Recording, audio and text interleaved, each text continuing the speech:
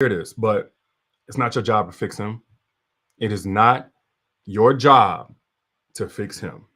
It was his job to come in already healed or at least self aware enough to know where he's not healed so that he could place appropriate boundaries to protect you while he healed himself. But it was never your job to fix him, to restore him, to create the grown man version of him that his mama didn't create, to prove his abandonment wound narrative false, to prove that you're not like the others, which a lot of times is just coded language for his childhood trauma, his caregivers that abandoned him, and now he's placed that on people in his relationship past, so that now you feel like you're competing with them in order to, prove that you're different and he deserves different because you see such a good man. Let me tell you something. When you come up against a man who is not healed, you're not competing with other women. You're competing with his entire childhood, and you'll never win that battle. So I need everybody within the sound of my voice to understand something. It is not your job to fix this man. It is not your job to solve any issues. It's not your job, any of that stuff. And let me just give you kind of the backstory. So y'all know I do master classes every so often. I actually just pinned the link to the most recent master class I had done, with the one before that one, actually, because some of y'all missed it. But the 7 traps an empath must never ignore. So at the end, I offer for even those who watch it, the encore, to submit questions. And one of the questions came from a young lady. Let's call her Sarah, because y'all know I ain't about to give up nobody identity. Sarah represents so many women who essentially put herself on the back burner and ended up broken because she tried to fix somebody. So Sarah graduated top of her class in high school. Sarah went on, she actually pursued nursing at first, and I believe she got cum laude, all that good stuff, and then she went on into nursing, doing her thing, but then she decided she wanted to do real estate. Y'all know how I go? So she gets a certification for real estate. Cool. But it's kind of like in the last part of getting that certification, she met this guy. I don't really care to give him a name. And he came in with all of these problems. And so, of course, in the course of a relationship, you're going to have conversations, you're going to divulge, you're going to be vulnerable. It's a safe space. But here's the problem about creating that safe space with somebody who's unsafe to love. You'll end up inheriting the responsibility to work out all of the things they still dealing with when they haven't done at least their part in coming into the situation and doing some type of work, or have done some type of work, or being able to identify what's your work and what's not your work. See, it's not your work to fix anybody. It's absolutely your work to protect somebody from needing the fixing. But those of you who are fixers, nobody's doing the protecting for you. So back to the story. Sarah, that was 10 years ago, by the way, when Sarah met this particular gentleman. Sarah ended up 2 children, no marriage, ended up underperforming in real estate because, one, she couldn't keep up all that momentum she had to pursue her goals and to grow and to achieve. She essentially ended up substituting that with all of the emotional baggage of trying to love this broken man. Because now every time that she gets ready to go to the next level, every time she's saying, okay, I'm dialing it in now, I'm going all the way in on my real estate goals and everything else, he took it as a slight. He took it as, oh, you're getting ready to abandon me too. You think that you're better than me. You see, the security, his security, or rather should I say his insecurities, was a part of him that was broken. In childhood or wherever else, everybody that left him, eventually, they essentially were focusing on themselves. And then as a byproduct, he ended up getting left on the back burner, broken. Hey, we can all sympathize with that. But whenever you empathize with that, you take that on as your responsibility to fix. So again, Sarah's now 10 years past saying, how did I get myself in this situation? Now I'm totally dependent on him financially, and he ain't even making that much money. I have so much potential I've wasted. I love my babies, but I've now had to be consumed with that, as well as a whole nother baby that wasn't correctly raised by his mama. And so, I let her know, I followed up with her because she waited. She watched the whole master class. She got a ton of value from it, then had a question. Of course, I always offer you guys to ask questions. And when I followed up with her and she gave me these details, I let her know, just like I'm going to tell y'all, fixers are the first ones to become broken. It's not your job to fix that man. It was never your job to fix that man. And of course, we always want to discuss what's next. How do we move forward? But before we can move forward, we got to at least make sure we have the right understanding where we don't repeat the exact same issue. Put I in the chat if you've ever tried to fix a man and you've paid the price. You came in not judging. You came in not discarding him because something was wrong, because nobody's perfect, but you ended up paying a price. Put I down in the chat if you've ever had that happen. I want to see who I'm talking to in here. I want to see who I'm talking to in here. I, says Toby. And let me clear something up. I'm going to put the link again. I see some of y'all asking about where's the link to that masterclass that she got a hold of. I'm going to put the link. If you don't see it, if you're on YouTube watching this, it's in the channel description as well. Might be kind of hard for me to post it.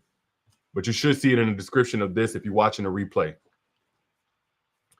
A lot of people would say, well, you're trying to fix him because you got low self-esteem. You're trying to fix him because you got ego. No. For those of you who have ever been in a situation, those of you who put an I, what I've noticed, what I've recognized in my over 10 years of doing this is that a lot of women who try to fix a man aren't necessarily coming in saying, I'm going to fix him.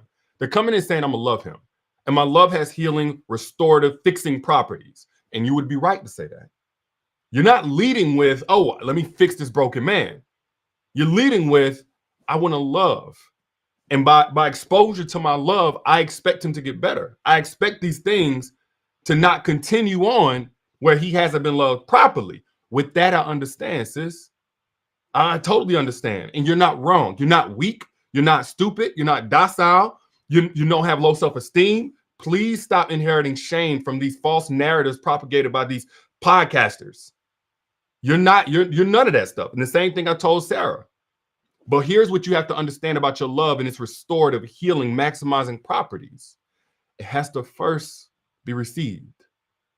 You see, a lot of people say God is love. Okay. There's a lot to unpack there. I'm not going to do it. But even God says you have to choose me, right? If you're a Christian, you have to choose me.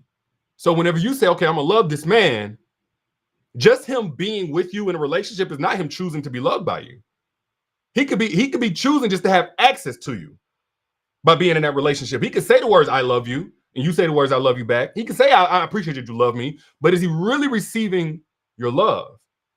Or is he just receiving your ability to distract him from the love he hasn't shown himself up until meeting you? Is he simply using you as a coping mechanism to soothe in all the ways he wasn't loved by his mom and dad or whoever was his caregiver or whoever the woman was before him, the girl that broke his heart in 7th grade? You see, there's a prerequisite, there's a discernment you need to have and you need to deploy when it comes to, is he able to receive my love? And the only way you can really answer that question is to say, well, what about him is broken? If you notice that this man, we all got something we healing, right? Myself included. I'm not perfect. I'm your big brother. I'm coming to you with the truth. I'm not coming to you as some gold standard you need to try to emulate yourself after or nothing like that. Don't put me on no pedestal. But this I know for a fact. If the part of him that's broken is his ego, is his pride, if the part of him is that's broken is this abandonment wound, he won't even acknowledge that he hasn't taken to a mental health professional or that he's not even self-aware of enough to say, let me keep everybody who tries to love me out of the working and restorative process here. This is my responsibility. There's nothing that you can do to love him. It's going to be like you trying to use a little cup to pour into a broken bucket. You see, you are going to be pouring and you're going to be thinking, I'm loving him. But the goal is not just to pour the love, it's for the bucket to get full, right? It's for the bucket to accumulate something. That way, his overflow can now come to you. You have something to receive, et cetera, et cetera. However, your end goal is not being achieved. While you're pouring, one, it's a big old bucket because that bucket was never made to be filled by your cup. It was made to be filled by his parents. Two, it's broken. So even if you poured for 20, 30, 40 years, kid after kid, your career opportunities, you pouring, that shouldn't be love, by the way. But I'm just getting that this is what you sacrifice. And you thinking this got to mean something. This got to add up to something. Look what I'm giving up for this man. It's broken, sis. So it's seeping out. It's seeping out, it's pouring out, it's wasting. He ain't even able to benefit from it. It ain't even like he's just siphoning out the benefit and just, good to go. He's not even benefiting from it. So it's really a lose-lose. And so a few things happen when you try to fix a man. First off, self-abandonment. This making sense? This making sense to anybody? I'm looking in the chat now. First off, self-abandonment. That's what happened with Sarah. She abandoned her purpose. And as she abandoned her purpose, she began to feel more paranoia. She began to feel less fulfilled. She began to feel out of alignment with her true authenticity. She knew she had forfeited what it is God had put her on this earth to do. She was in pursuit of it. Maybe real estate was the final lap, or maybe it was something else, but she wasn't even pursuing it anymore. Now she's come all the way over here, abandoning herself to try and fix somebody and save somebody else. That's one thing that happens whenever you try to fix a man. Two, you end up enabling a few things. First off, you enable avoidance. If he came in trying to love you when he hadn't first loved himself, he's already avoiding the first and foremost responsibility. His ability to even receive your love and to do so in a way that will be safe for you to continue pouring in that love. So now you're enabling that. That's another thing that happens. Okay. You're also enabling some level of codependence. Him codependent on you and you codependent on him. Now, how does that work? He's codependent on you to keep distracting him from himself. You become codependent on him because based on how good or bad he's doing, that's going to be your life. That's going to be the energy now you can allocate. You see, it's like a graph. It goes up and down. There are some days where he's good, and then you feel like, oh yeah, now I'm able to get back on my grind. I'm able to get back to what I love to do, my hobbies, my interests, but then you become codependent because the moment he's down again, it's like, hold on, wait. Remember, this is your responsibility. Fix me again. Fix me again. Another thing that happens is there is a burden of unresolved baggage that essentially creates the savior syndrome.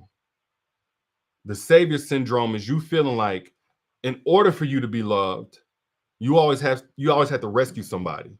That's the only way that you're worthy of love is for you to come in and pull somebody out of their battles or to come in and fight their battles for them.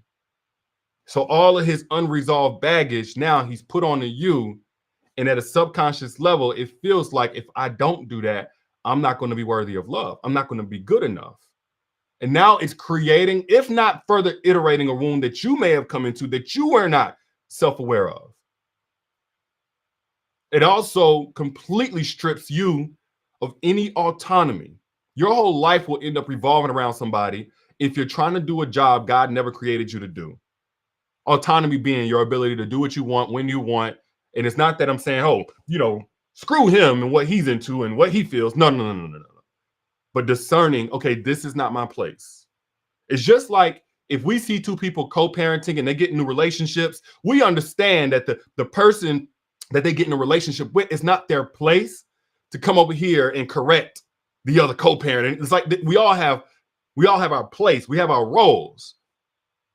If a child comes and say, hey, we instead of paying bills, we're going to Six Flags this month. So whoa, that's not even your place to allocate finances. Doesn't make the child bad or good or any. It's like, hold on, you're just out of place. So whenever you come in and you try to be in the place of his mom, in the place of his therapist, you're out of place. And now you're going to end up paying the price. If this is making sense, put I down in the chat. I want to know if I'm making sense to anybody, and share this if you're getting any value from it, because I haven't seen enough people talk about this. And I need people who really appreciate and value the truth to be the vessels, the vehicle for that truth. If what I'm saying is true, share this on your timeline right now so somebody else can get this truth. Because we don't have enough people revealing and exposing the truth behind this whole savior syndrome. Instead, we have more people on these podcasts that are constantly gaslighting women into believing if you walk away from a man who's not ready for a relationship, you're the bad guy. No, if you walk away from a man who's not ready for a relationship, you leave him to become his own rescue, his own savior, to stand up on his own 2 feet so he doesn't create a bad relationship experience for you that you guys pass down onto your children that ultimately hinders you from being able to do and be who you were supposed to do and be to the world. Okay? Another thing that happens, and I told her this, is like You can't measure the quality of the relationship by the quantity of years that you spent in it. You've been in this relationship 10 years. I was telling Sarah this, like, hey, look, I know you feel like you've accomplished something because you've endured this long, but you haven't really been enduring a process towards anything beneficial. You just been suffering. You just over here suffering and wasting time that you'll never get back. And so what that means, what I'm saying with that is, for anybody in that relationship, well, I got years invested. No, you got years wasted. I've been with him 20 years, 10 years, 5 years. You've been abandoning yourself for 5, 10, 15, 20 years. Because when you come in trying to save somebody, fix somebody, rescue somebody, that is an unsustainable relationship dynamic. It doesn't remain relationship anymore, where you guys are relating to one another. It becomes a dynamic where, again, you have to become invisible just in the futile effort to continue validating him, to continue sustaining him. It's not a relationship anymore. It's just a codependent attachment. And ultimately, it supports this misguided perception of love, that this is love. This is not love. This is not love at all. This is toxic. This is damaging. And again, love is healing, except love has to be received. It has to be chosen to be received. It has to be prepared to be received. And so if you're with a man, you have to be very mindful, and this is especially true for you empaths out there. You have to be mindful that your empathy for what he's gone through, and the fact that you know that you've gone through things, and the fact that you know you felt isolated and unseen and unheard in what you've gone through, doesn't translate into you trying to see, hear, validate, and acknowledge what he's gone through at the expense of your purpose. If I'm speaking facts, if I'm making sense to you, let me know down in the comments. Am I speaking facts to anybody? Am I making sense to anybody? Let me know down in the comments if I'm speaking facts or if I'm making sense. Put facts. Because I've seen this too often with those of you who are empaths. You got a heart the size of Texas. You've been through a lot. You've overcome a lot. You haven't had the support from people. You've always been a strong friend for somebody. And with that, when you come into a relationship and it's a space where you're supposed to be able to be vulnerable, you may overextend yourself for the opportunity to finally have what it is you've always needed. Somebody who cares about you and loves you with the exact same vigor that you've always given to everybody else. But you got to be mindful. There are prerequisites. And if he has not met the prerequisite of coming into that situation healed, if he has not met the prerequisite of at least coming into that situation self-aware, because I'm not of the belief everybody has to be 100% healed. You do have to be self-aware of what needs healing in you. And you do have to be accountable, so that if it reveals itself that the ways that you need healing is hurting the other person, you either remove yourself from the relationship altogether, you get somebody else involved to take over so they don't keep getting hurt, but something has to change. And ultimately, there has to be ownership over our own well-being. If you're watching this right now, you're taking ownership over your ability to understand these things from a man's perspective. You're taking ownership right now. You deserve somebody who's also taking ownership before they get to you and while they're with you. I talked about this in depth, man, because specifically for you empaths, like that end up in these situations, it's usually part of a trap. It's 7 main traps empaths get caught in when it comes to dating and relationships that end up resulting in things like this, like with Sarah, you forfeiting not just your purpose in terms of career and ambition, like that matters, but also what was set before you in terms of quality of life, peace, happiness, fulfillment in a relationship, knowing that you're safe with somebody, knowing that somebody's got your back, truly got your back, flaws and all, your flaws, their flaws, they got your back. And the traps that empaths get caught up in prevent them from ever receiving that.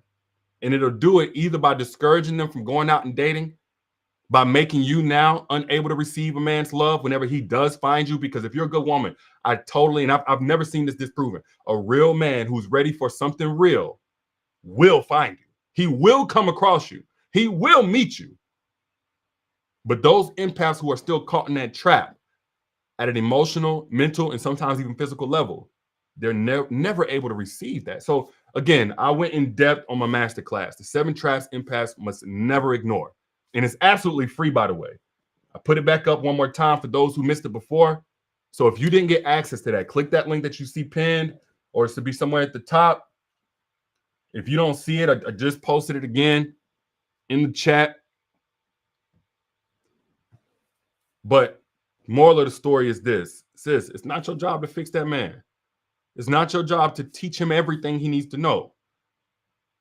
It is only your job to create the environment so that the person who chooses his own healing, chooses his own healthy ways, healthy habits, to discard of his toxic habits, for the person that chooses and is prepared to receive love, that it's made available to them. That's your only job. Be a contributing factor to the environment where a person who's already doing the choosing and doing the work has what's available and necessary from you, but never at the expense of you. Never requiring you to forfeit you in order to do so. Those are just my thoughts. So I'm your internet big brother trying to add value. If what I said made sense to you, though, if it was helpful, or if it rang true, be a vessel of that truth by hitting the share button, so other people on your timeline can get blessed the same way that you did. And if you did miss the masterclass that I did, the 7 traps that empaths should never ignore, which a lot of you did according to what you guys were sending me in my emails and I saw in the comments, now's your opportunity to get access. Again, it's absolutely free. Ain't gotta pay me nothing. Just drop free game specific for those empaths who a lot of times have been taken for granted. Click that link if that's you, or wherever you see it at in the comments or what have you. And I will see you guys on the next one. Y'all be good. Peace.